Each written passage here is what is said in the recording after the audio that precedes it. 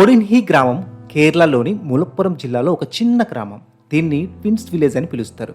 ఈ గ్రామం అసాధారణంగా అధిక సంఖ్యలో కవలలు జననాలకు ప్రసిద్ధి చెందింది. సుమారు 2000 కుటుంబాలు ఉన్న ఈ గ్రామంలో 250 నుంచి 400 జతల కవలలు ఉన్నట్లు ఒక అంచనా. ఇది సాధారణ జనాభా రేటు కంటే గణనీయంగా ఎక్కువ. ఎందుకంటే ప్రపంచవ్యాప్తంగా కవలల జనన రేటు సగటున 1000 మందిలో జననాలకు 6 నుంచి 9 జతలు ఉంటుంది. కానీ కొడిన్హిలో ఈ రేటు 1000 జననాలకు 45 జతల వరకు ఉంటుంది. 2000 సంవత్సరాల నుంచి కవలలు జననాల సంఖ్య గణనీయంగా పెరిగింది. గ్రామంలోని పాఠశాలల్లో కవలలు జతలు సాధారణంగా కనిపిస్తుంటారు. కవలలు 2 రకాలు ఉన్న సంగతి తెలిసిందే. ఒకటి ఐడెంటికల్, 2 ప్రాటర్నల్, అంటే వేరువేరుగా ఉండే కవలలు. అయితే శాస్త్రవేత్తలు దీన్ని జన్యుశాస్త్రం, ఆహారపు అలవాట్లు, జీవన శైలి, పర్యావరణ కారకాలతో సంబంధం ఉందని అధ్యయనం చేస్తున్నారు. కొందరు ఈ గ్రామంలోని నీరు, ఆహారంలోని రసాయనాలు ఈ ఫలితానికి కారణమని కూడా ఊహిస్తున్నారు. భారత్తో పాటు అంతర్జాతీయ వైద్య బృందాలు కొడిన్హిని అధ్యయనం చేశాయి, కానీ ఇప్పటి వరకు ఖచ్చితమైన సమాధానం అయితే లభించలేదు. గ్రామంలో ట్విన్స్ అండ్ కిన్ అసోసియేషన్ అనే ఒక సంస్థ ఉంది. ఇది కవలల కుటుంబాలకు సహాయం కూడా చేస్తుంది. కవలల జననాలకు గ్రామానికి పర్యాటక ఆకర్షణగా మారిపోతున్నాయి. కొడిన్హి ఒకటే కాదు, బ్రెజిల్లోని కాండిడో గొడై, నైజీరియాలోని ఇక్పో